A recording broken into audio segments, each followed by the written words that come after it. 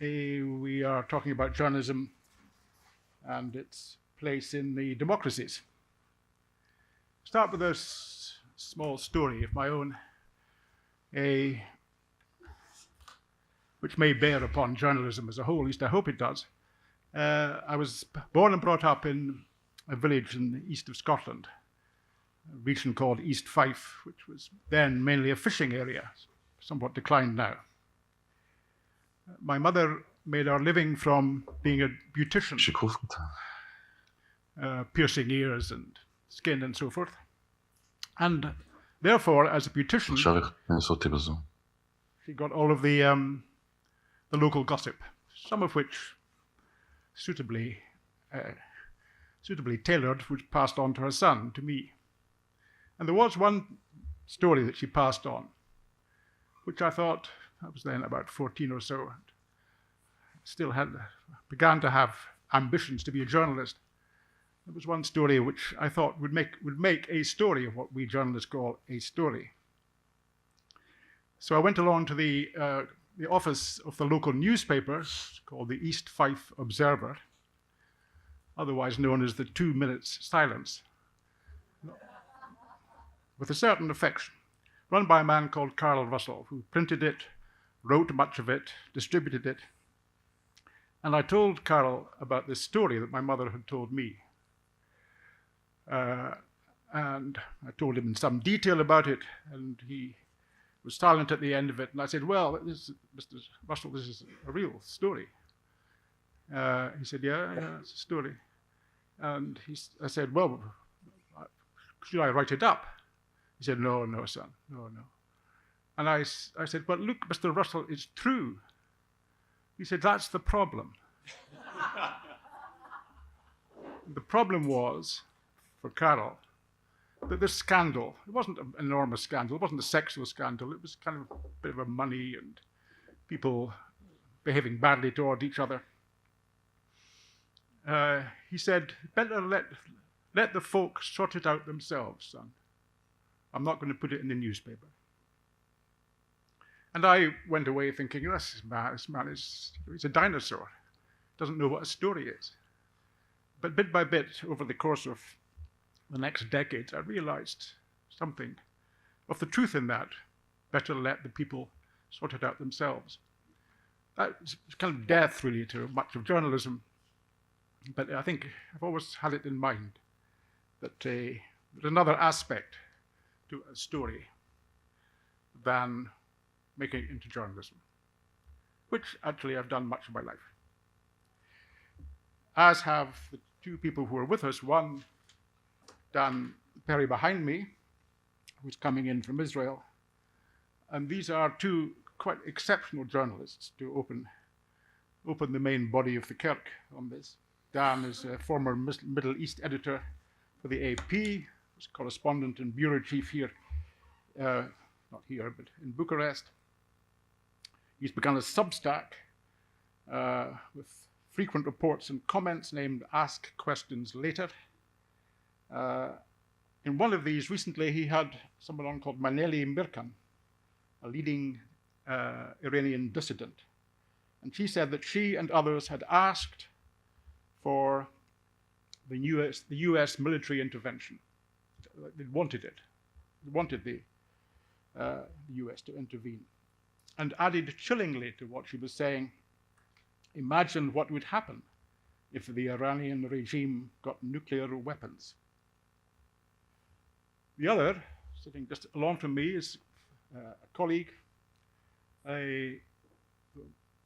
Alec Russell, began his career here, covering the Balkans, headquartered in Bucharest.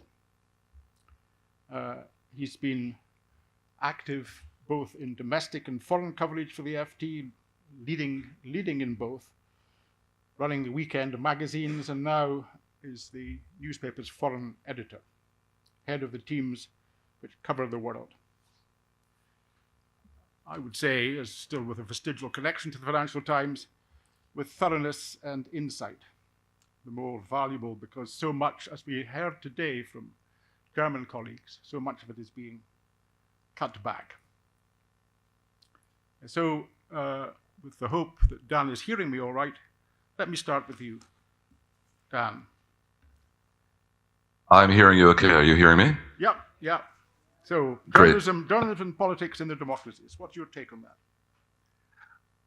I'm reminded of the days about 36 years ago, a month after the revolution in Romania, when I and many others, and I think soon thereafter, my colleague on the panel, Alec, arrived in Romania, and I was observing the Romanian journalistic scene at the time. And what really struck me was how political it was. I had grown up in the Anglo-American school of journalism, where you really respected the difference between reporting, reportage, analysis, commentary, and opinion. It can seem like gradations, but between reporting and opinion, there should be a Chinese wall.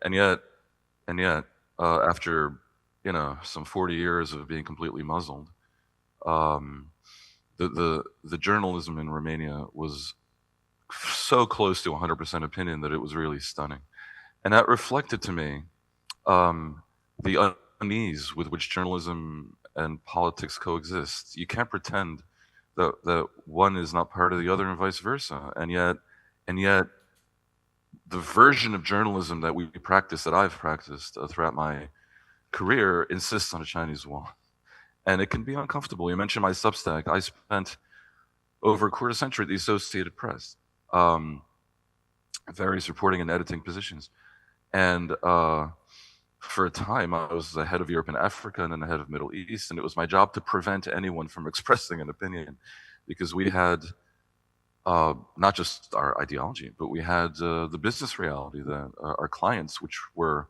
back then most of the world's newspapers, or seemed like most of the world's newspapers and journalistic platforms and so on, they were on the right and left and everything in between. So you couldn't offend anyone without risking your business. We had every reason to not be political, but it's so difficult because everything is political. Every choice you make somehow has to do with an opinion, and an opinion in one form or another is political.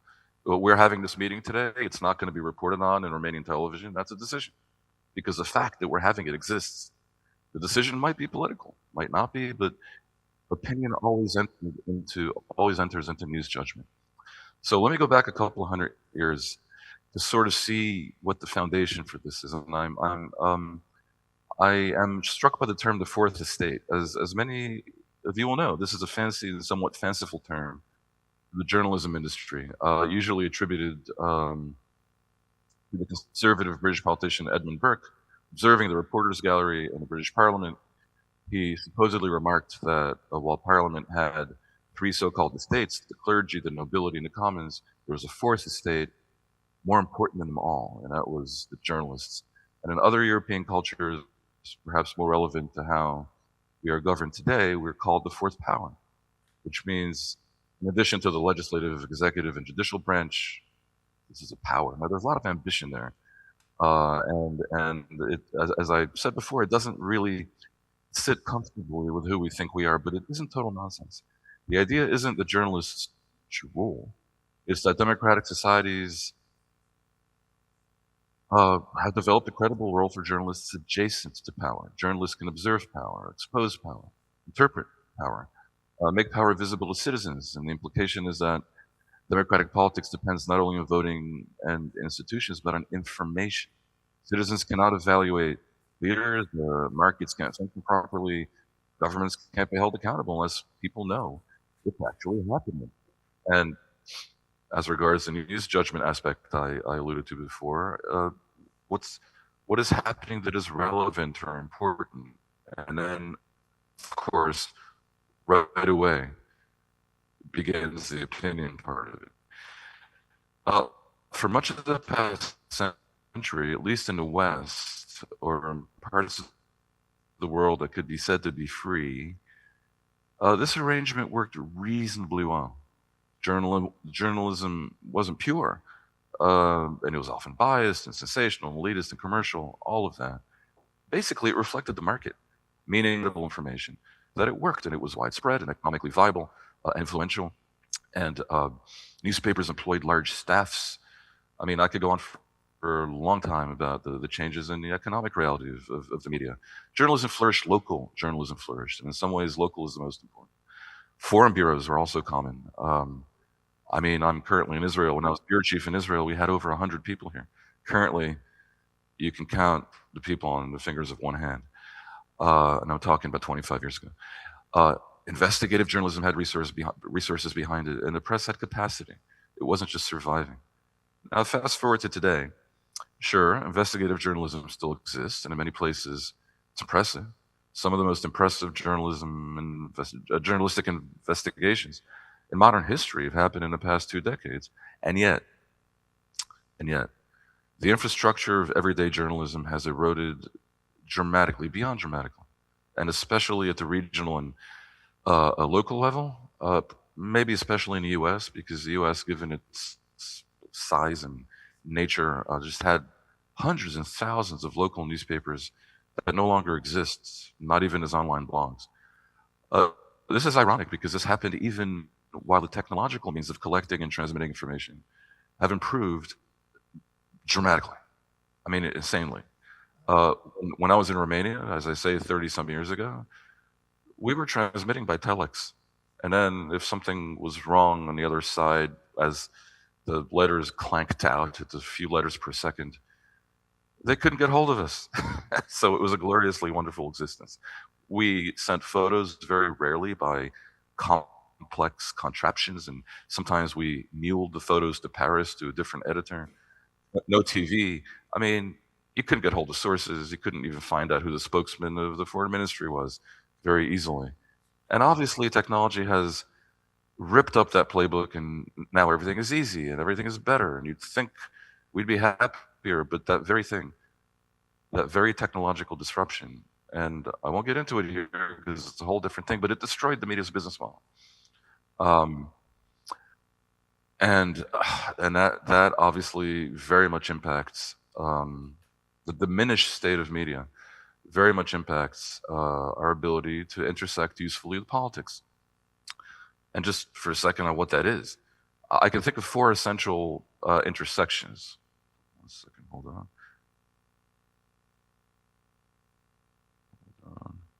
Yeah. First, journalism helps create a shared factual terrain, or did once when it was dominant, within which political debate can occur. But we have to agree today's Saturday. Second, journalism acts as a check on power, exposing corruption and abuse. But for this, the government needs to think that journalism is influential. It requires that people pay attention. Third, journalism mediates political communication between leaders and the public. Again, there was a barrier to entry to communication. The politician couldn't just call up every voter, so they needed the journalism. And right now, obviously, that's different because of social media. They can speak directly to voters, and that is attractive to them because they don't get questioned. Not really. And it's attractive in some cases to the voters because they feel they have a personal relationship. And the effect is not just that journalists feel left out, it's that something fundamental is lost. Fourth, journalism helps sustain the legitimacy of democratic institutions by documenting events and explaining how decisions are made. And so, for example, if people are paying attention to this documentation and this explanation, they might not be so excited about the Trump administration wanting to dismantle the Department of Education or to defund the Federal Emergency Management Authority at a time when we have more hurricanes than ever, or to leave the World Health Organization a few years after a nearly terminal event called COVID. But for this, again, you need an audience. So these roles remain crucial, but the system that supported them has been profoundly, deeply, deeply destabilized. And the reason for this is not just technological and economic. Everything really comes together in this imperfect storm. Just a second on the economic. In most democratic societies, journalism is fundamentally a market product. It's free market. And unlike courts or schools or parliaments, journalism is rarely funded directly by the state or by society. It's produced by private companies that have to survive in a competitive marketplace. Again, historically, this worked because journalism had access to strong revenue streams. Newspapers sold copies, they sold ads, classified ads, display ads.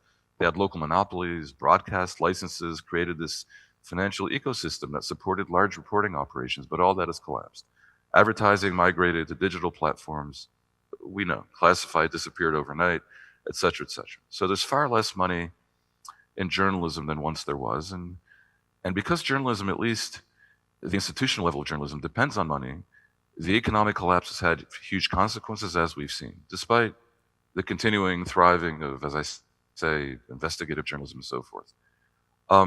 The consequences of all this, I speak of the societal impact, and it's a vicious cycle, as we'll see, are already visible. Studies have found that communities without strong local journalism, which right now is a huge proportion of communities in America, at least, experience higher corruption, weaker civic participation, less informed political decision making, obviously. Because local reporting once acted as a kind of democratic infrastructure. And without it, public life is just clearly less transparent, less accountable, less coherent. I mean, citizens know less about what their local governments are doing. Local politicians face fewer questions. Public records go unexamined. Scandals remain hidden. And so the public sphere becomes increasingly dominated by the national political drama, at times international, like at this time, perhaps. But it becomes part of the drama. You hear more about ideological battles in national politics, less about how communities are governed. At the same time that all this has happened, the digital information environment has changed dramatically.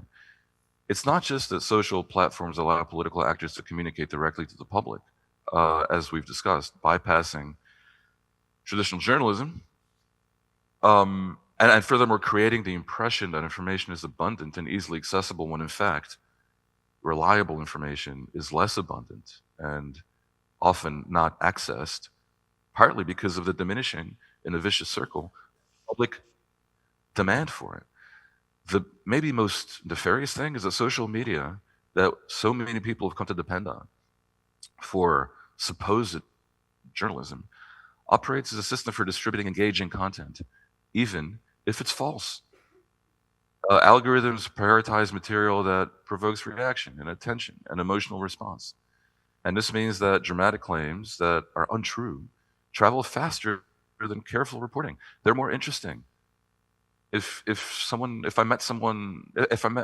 I say he has two heads, that's more interesting. It'll get more clicks. It'll get more likes, even if it's false. And a person has like 8 billion others, one head. Whereas by our own hand, we have reduced the chances that the information people get is reliably true. Content created by influencers, activists, and political campaigns has enormous audiences without undergoing scrutiny. And basically, the algorithms favor extremism because, again, it's more engaging, and create echo chambers where we only hear our own opinions. And this has fed great radicalism. Now, radicalism veers away from reliable information, generally speaking. Reliable information generally sits in the political center. When journalists try to fight this, when they insist on the truth, it starts to look like a political position in a society where there is no longer agreement on what is the truth. And so trust in journalism has collapsed. In the US, only about a third of the people say they generally trust media to be fair and truthful. Now, in tomorrow's session, I'll talk about the effect of Trump on American politics and Trumpism.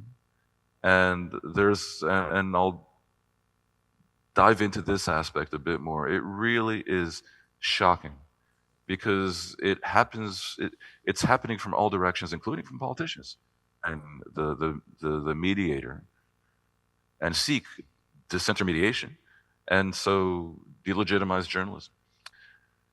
So in this environment, there's openness to the fact that political leaders increasingly communicate through the platforms, bypassing journalists and addressing supporters without any questioning. And this can feel authentic and democratic, but it removes the filter That is essentially what we're talking about here. So the consequence is that journalism's role as a gatekeeper, however imperfect that role once was, weakens dramatically. And all this leads to a troubling possibility. And even though I think everything I've said up to now is extremely well known, and it's basically a summary, what this really means is where one has a chance to be original. And here's my take. I think I see the emergence of a two-tier system of communication in democratic societies. On one track, a relatively small segment of the population, often highly educated, professionally engaged, able to pay for subscriptions because they're generally better off, continues to consume high-quality journalism. They read major newspapers and investigative magazines and specialized publications. My colleagues are from the FT, has an expensive paywall. I pay for it. We get decent information. Read The Economist, New York Times, Wall Street Journal. It costs a lot of money. Most people don't. Most people get whatever's out there for free. And hence they don't really have access to rigorous reporting and fact-based analysis. And the problem is, as we observe, partly because of the delegitimization that we've encountered, most people don't care. Most people will sit on the other track. A much larger portion of the public receiving most of its information from social media, partisan commentary, and fragmented online sources that just either curate whatever they can get for free, legal or illegally, make up AI slop increasingly, have clickbait to drive traffic as best they can, certainly lack consistent verification standards or editorial accountability. Dan, can you hear me? Yeah. Yeah. This is tremendous stuff.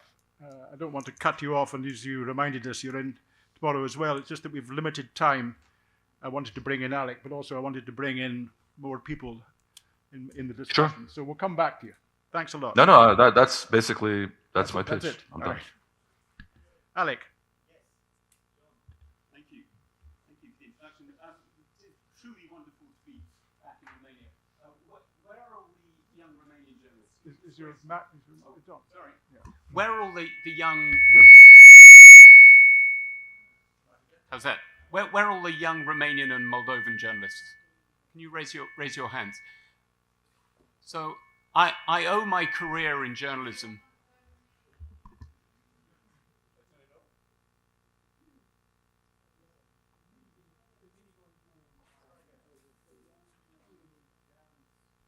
How's that? That's better. Yeah? Yeah. Okay. So the reason I just wanted a quick shout out to the Romanian and Moldovan journalists here is that I owe my career in journalism to your young predecessors in Romania in 1990. As John said, I arrived in Romania shortly after the revolution and just a week after the execution of the Ceausescus. And I immediately met some young journalists in Timișoara. They had been journalists for about 10 days. They'd set up their own newspaper already, which they were printing in the University of Timișoara. As Dan was saying moments ago, sometimes politics was a bit intermeshed with journalism, so they suggested that I should join the city council. They wanted me to be elected to the city council.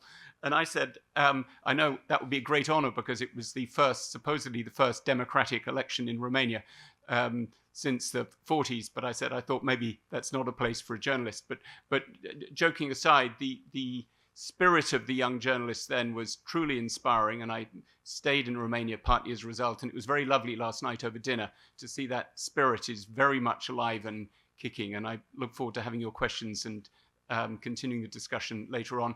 And Pamela, a quick just word about being here. So seeing the statues of Ion Rațiu is really, really inspiring. I interviewed him a number of times in the early 1990s. Most memorably, I interviewed him in his dressing gown over breakfast in June 1990, the day before his house in northern Bucharest had been ransacked by miners, and he had stayed and seen them off and persuaded them to go, although they did totally trash his house. And there he was, calmly having breakfast in his house in the ruins and rubble of his home, talking about values, talking about democracy, talking about a free media, and so on. And how wonderful that spirit has endured here. So thank you. But so to journalism now. So in the words of the sort of apparatchiks of that time, Romanians, I'm going to aș vrea să zic niște precizări. That was a sort of, I'll explain to non-Romanians later on what that means. Now, look, I agree with almost everything that everyone has said this morning, so I'm not going to go back into social media and so on and so forth. Thank you, all you non-journalists who spoke out in defense of journalism. Becky particularly liked your reference to legacy media and how it's a terrible, terrible term. Now, I don't, though, agree with everything that was said. So here we go. Absolutely, to be clear, there are reasons to be gloomy. And I'm going to give a few figures that might complement the arguments earlier. So in America, according to a 2025 Gallup report, the trust in the US media is at an all-time low of around 25-26%. John will not be surprised to hear this. Registered Republicans' confidence in the mass media, the conventional media, whatever you want to call it, their trust in this media to report news fully, accurately, and fairly is at 8%. And in this same report, nearly 60% of people globally say they are now deeply worried about what news they read online is real or fake. And then the final rather devastating stat is on the usage of social media platforms for news. Again, this was a global figure via Reuters. 36% of people in 2025 said they got their news from Facebook. 30% said they got it from YouTube. 19% from Instagram. Doesn't leave that many percent for the FT, which I work for, and other news publications.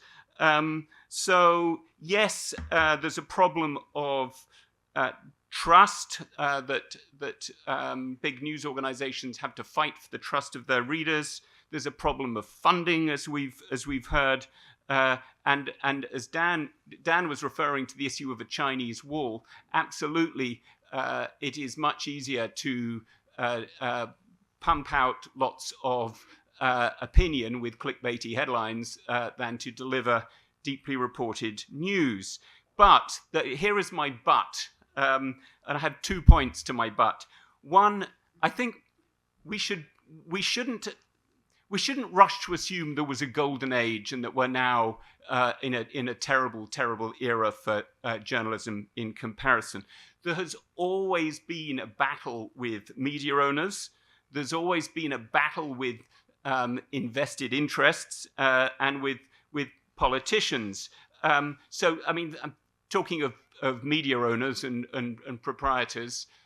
Famously or infamously in America, one of the greatest newspaper proprietors of all time, William Randolph Hearst, was believed to have basically provoked the war with Spain. He is said to have said to an artist he sent out to Cuba, "You furnish the pictures and I'll furnish the war."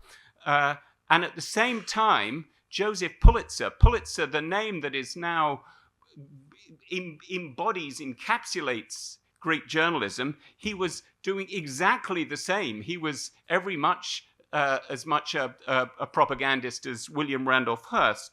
Closer to our own time, there are many friends in journalism here in the audience, and I suspect those contemporaries of mine here will agree. Closer to our own time, I mean, the tabloids, and not just the tabloids, have had a shocking disregard for the truth, and this is long before social media, and I say not just the tabloids. In the countdown to the Iraq War, there were in 2003, one of the reporters at the New York Times published 2 or 3 immensely consequential pieces about weapons of mass destruction, which were just wrong. And everyone thought, oh, it's the New York Times, it must be true. And that absolutely helped to fuel the case for going to war. So 1, no golden age. 2, there are amazing opportunities now in journalism that never existed when, as Dan was saying, when we were in Romania together and relying on telex and so on. I mean, right up until just about the new millennium, most journalists were focused on just writing down everything they could find out in one day. And you normally had to stop by about 4 p.m. because you then had to find a way of communicating it back to your office. And that's what we did. And then news stopped at 6 p.m. Now, of course, the opportunities of finding out material and information are dazzling. We have a whole new team at the Financial Times that are working on open source intelligence and data. And they have been delivering, for example, reports on the Russian shadow fleet that an army of traditional reporters with notebooks and pencils and curious minds would never have been able to find out. And that's just one example, and there are plenty of other organizations. It's obviously not just the FT, and indeed some of the Romanian journalists in this room are acutely aware of the opportunities there. So I'm turning to a very good quote from Tudor this morning in the first session. Tudor, you said that the quest, I think you said either the quest or a important quest of journalism is to do reporting that lasts longer than the cycle. And I think that is what we now are able to do. Traditionally, it was quite hard to do that. And obviously, it's a challenge and it's tempting just to feed the beast of the news cycle.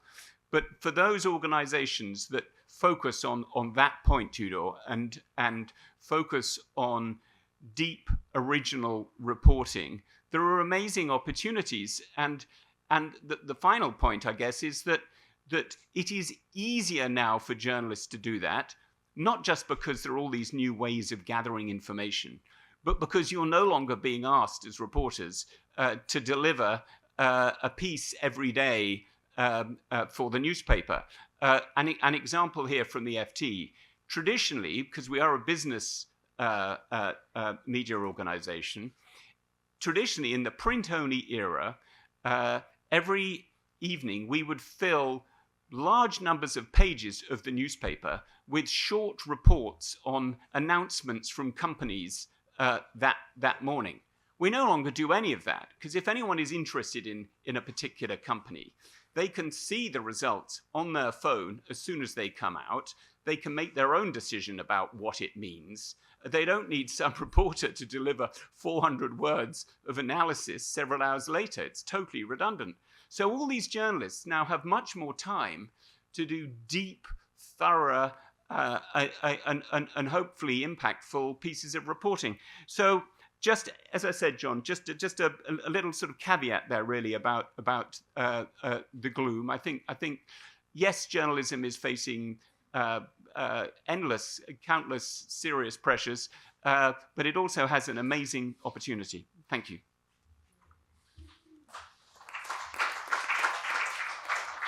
Thanks very much, Alec. It's well to remember these things, and thanks very much for saying that there are 2 points to your butt. Who wants to come in? Yes, please. Say who you are, if you would. Hang on a second till you get a microphone.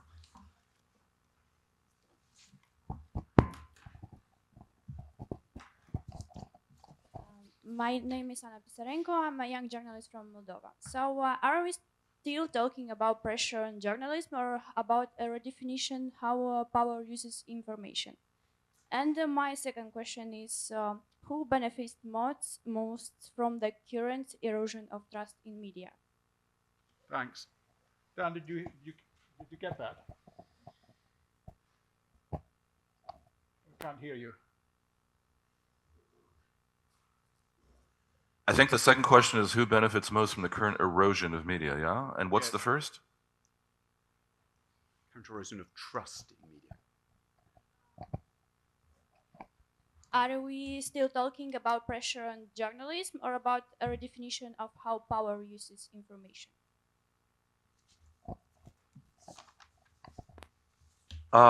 Well, let me address the second question first. Who benefits most from the erosion of media? It is Of trust in people who are media, corrupt. Dan. And from the erosion of trust in media. Yeah, I mean, it obviously is people who stand to benefit from not being scrutinized. And that can be corrupt businesses, that can be corrupt politicians. Who stands to be hurt by it clearly is society. And I think part of the problem is that people started to think of journalism, of journalists, as like a lobby and people and an organization with its own interests. And they are inclined to think, well, journalists are hurt. And my view is journalism is really an extension. It is the fourth estate or the fourth power. It's part of society, and society is hurt. The people who stand to benefit are the people who want to bamboozle society, to lie to people. It includes a lot of current politicians. Some cynics will say it always included most politicians. I tend to, I realized because of when I had to end my part of it, it sounded like I was all gloom and doom, and Alec is more saying there's opportunity. Of course there's opportunity. The real question is whether enough of society demands journalism and doesn't succumb to the seductive temptation to say, well, there are a bunch of politicians. Remember that. A bunch of politicians, therefore, I don't really care about them. The people have to be, don't have to be anything, but for this to work well, for society to have journalism that as a business can prosper, there has to be a market for it. People have to want it. And right now, the problem I see, and this is independent of the ability to do great journalism, which of course exists for the reasons Alec and I both said, because of the technological means to collect information so easily. The people have to want it. And this comes down to media literacy and education and things that start well before an individual becomes truly a consumer of news, as when they're children, essentially. Alec, do you want to come in on this? Yeah. How does power use information? Well, I mean, one very significant trend and worrying trend is that any clever company of whatever size is now partly a media company. It can deliver its own videos, social media clips that are very, very polished and are deliberately designed to look like a news report. So I think power, if by that you mean political power and corporate power, has become very adept at using modern digital technology to give the message that they want to give. You're going to all think now that I'm just a relentless optimist here, but I was having a conversation about this with the head of video at the FT about this very point that you've raised, because it's tremendously important. And she has been working in video and television all her career, it's probably sort of 20-something years. And she said, actually, she was more worried about what I've just described 5 to 10 years ago than she is now, because she says the evidence online, and of course we can see exactly how many people are watching each video, how many people see each Instagram post, etc. She says the digital evidence suggests that, surprise, surprise, most people are quite good judges of what they're seeing and reading, and they know when they're being presented a sort of corporate puff piece, and they just don't. They might click on it because it has an arresting headline, and then they see, oh God, this is just the chief executive being dressed up and talking in a jazzy way, but it's patently not journalism. So this head of video, anyway, just to finish, is less worried about the threat of companies becoming media companies now than she was. So let's hope she's right. Alex, By the way, if I may, one quick thing about Please how do. power. So I'm currently in Israel, which is why I have to tell you that at any given moment there could be sirens, and I might have to run to the safe room. Please forgive. There currently is a war against Iran, as we know. It's being run by Trump and Netanyahu, as we know. Both of them are completely adept at using and abusing the media and social media to deliver messages, whatever they may want it to be. Netanyahu is especially worth underscoring for this point. He constantly communicates through social media. He's unbelievably articulate. He has production teams around him that enable him to do this in at least 2 languages brilliantly. He avoids all scrutiny from media. For years, when I was bureau chief in Israel and then head of the Middle East for the Associated Press, he would not give an interview.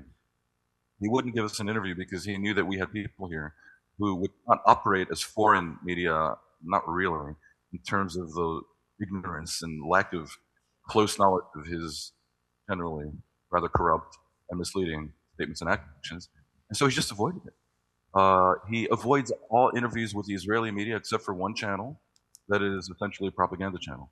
He simply manages to skirt the media completely, pretend like he does news conferences where the questions are selected in advance from compliant media. And in its way, has sidestepped media criticism. The result, of course, is that in the opinion pages and the commentary pages of the Israeli media, they rip him to pieces.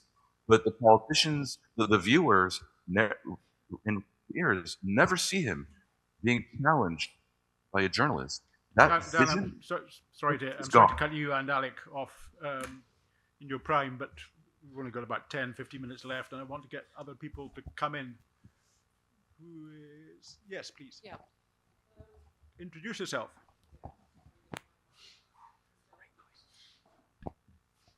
Hello, is it on? Yeah, it is on. Okay, I'm Alison Mutler. I'm taking part in this conference. I'm a journalist. I'm also a colleague of Dan and Alex. I've known them for more than 30 years.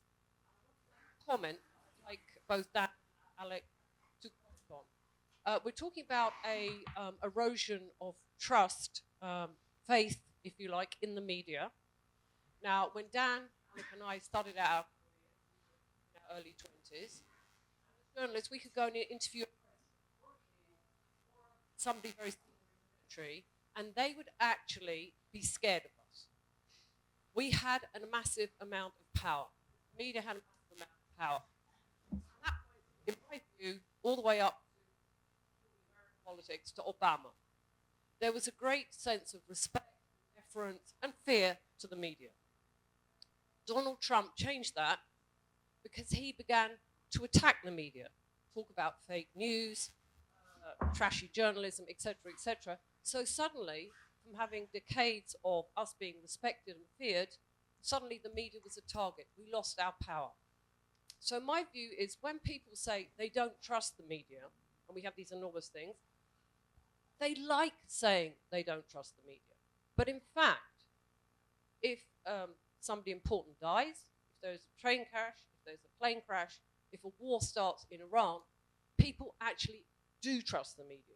They are not going to, I don't know what blog.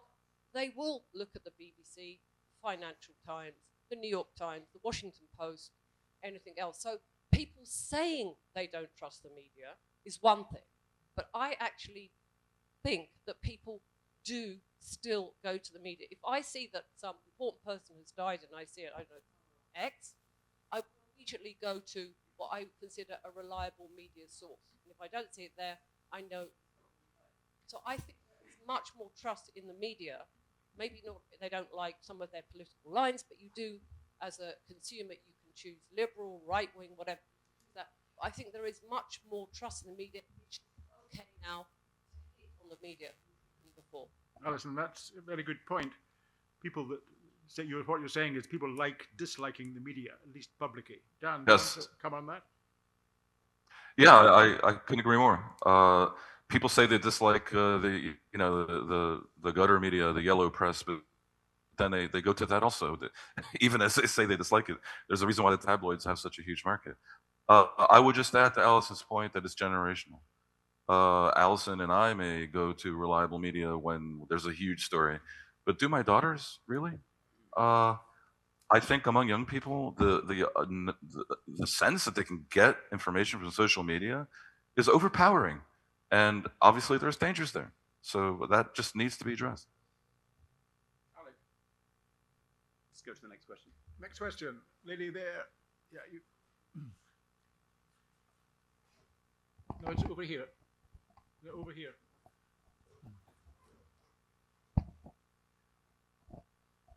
Loredana Diacu, my English is not great, but I hope I'll make myself understood. My younger colleague from Moldavia asked who benefits from erosion of the trust in mass media. And of course, politicians who do not like to be questioned. But Romania, it's quite a particular case. We are under a hybrid war, under a cognitive war. And one of the biggest beneficiaries of the erosion of the trust in mass media are the Russians. If we are looking to the speeches of the leaders of the extremist party out who is making the games of Russia, one of the expressions he uses the most is do not trust the media. Mass media are liars. Media are liars. Russians are trying to destroy, under the hybrid war, the trust of the people in government, in politics, in president, and also in mass media, because if nobody believes the mass media, the truth is no longer important. I know people who no longer trust in mass media, no matter what mass media said. We had, for example, Recorder with that important, how do I say, investigation about journalism. They were revealing corruptions, injustice. And many people in Romania did not trust judges expressing the concerns, prosecutors expressing, because they were learned not to trust the mass media. And my question is, can we succeed as mass media only by ourselves if the state does not help us to dismantle the trolls and the Russian hybrid war? Thank you. Thank you.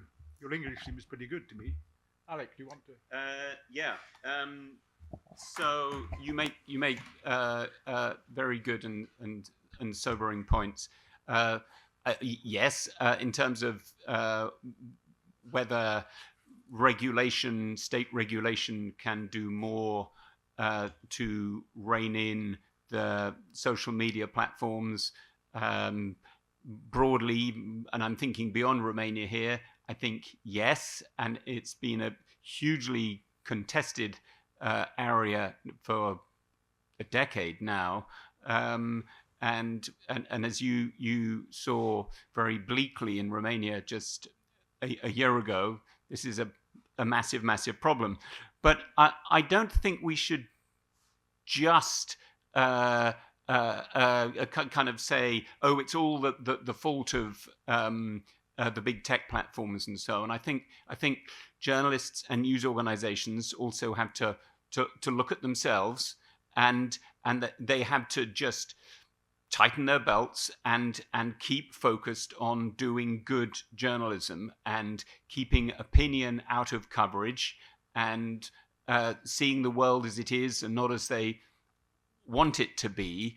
And I am a believer that if journalists keep doing that, it will cut through. And I think there's been a bit of a wake up call for journalists in what are disparagingly known as legacy media organizations in recent years. I'm thinking, for example, of, dare I say it, the lack of focus on the health of the former American president Joe Biden. I think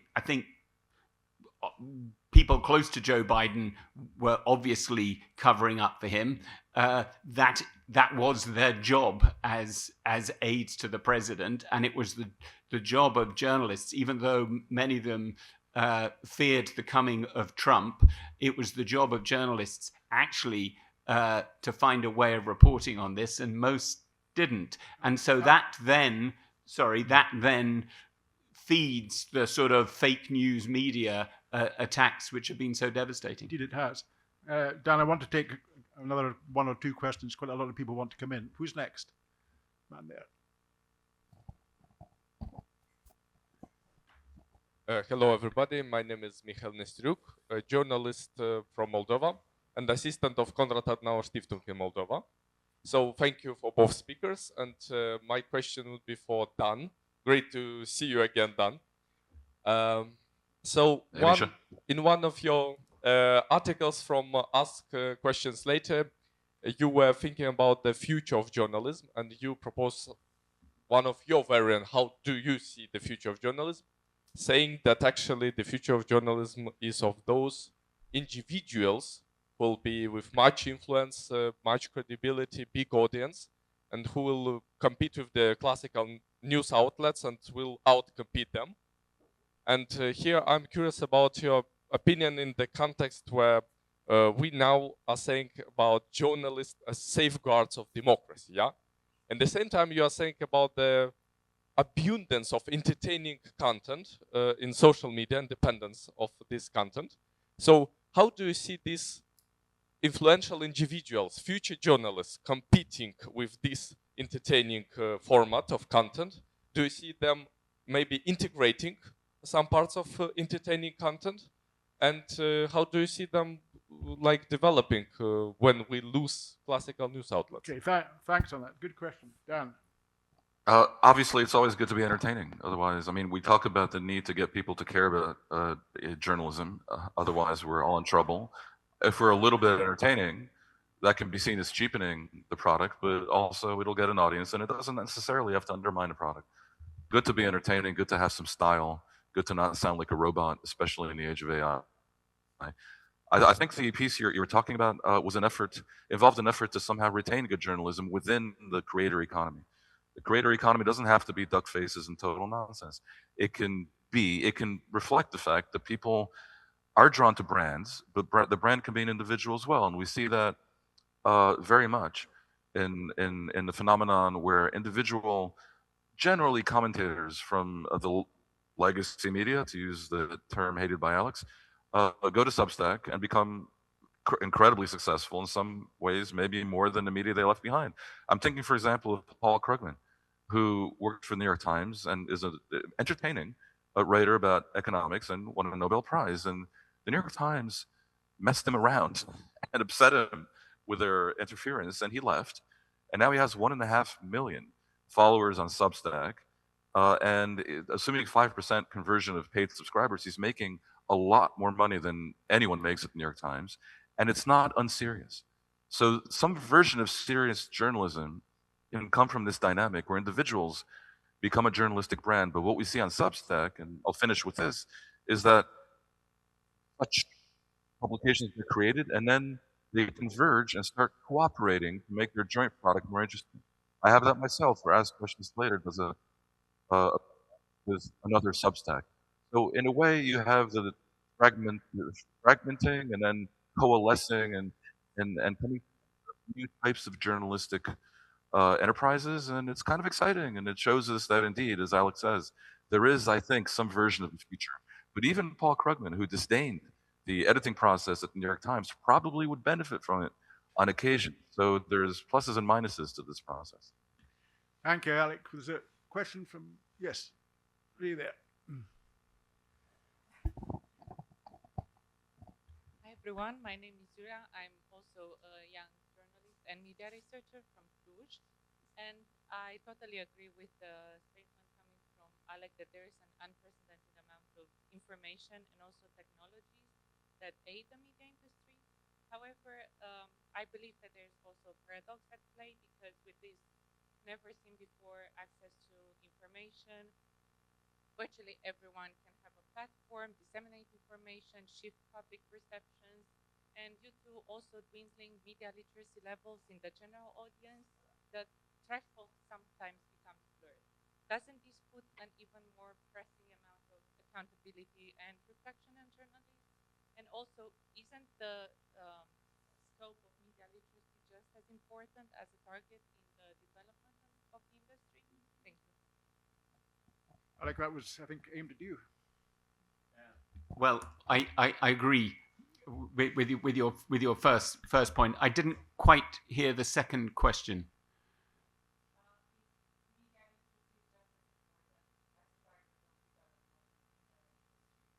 If media literacy is as important as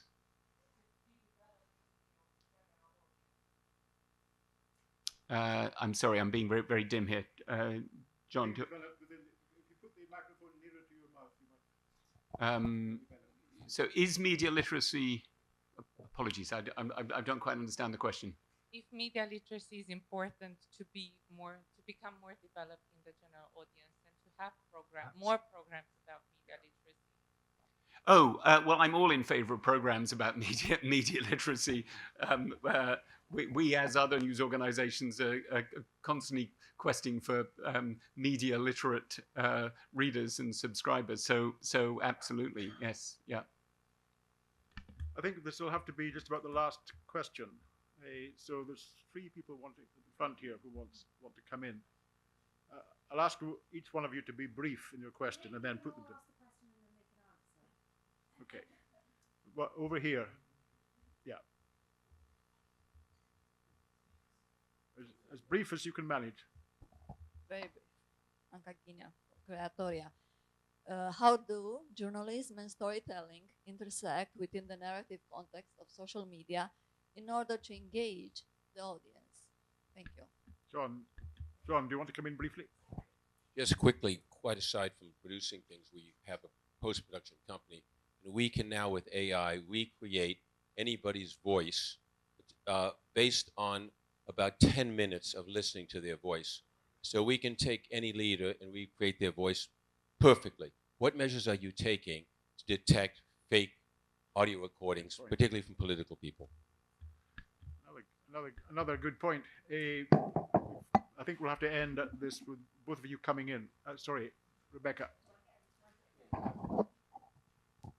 Thank you. Dan, I was really interested in your point about how educated middle-class consumers can afford subscriptions and still access quality media as opposed to everybody else. And I guess I wondered what this says or contributes to the polarization of society. And, you know, we had this myth in the early days of the internet that information was being democratized and everybody could contribute and everybody could access the same thing. And we're seeing that played out differently. And it also brought to mind the 2016 Brexit referendum in the UK, where Michael Gove, a Conservative politician, confidently said to the electorate, "I think we've all had enough of experts." And I think this, you know, this polarization between the educated, those people who might present themselves as experts, and everybody else is troubling. So what do we do about it?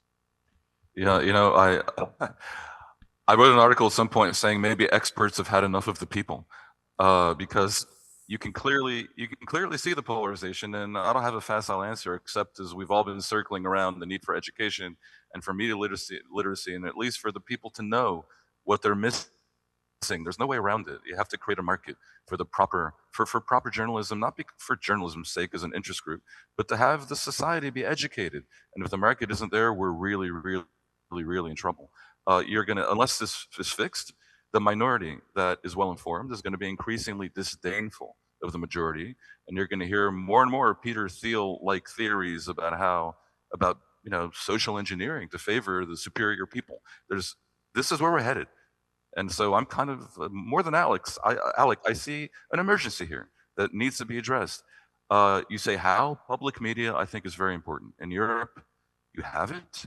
In America, it's disdained as some kind of socialism. This is a problem for America to fix, because otherwise we may have a market failure. As for mainstream media, legacy media, they better get really good at producing good journalism in the form of short form, vertical videos. John, can I just come in for the two questions from this table here? I'm going to take them in reverse order.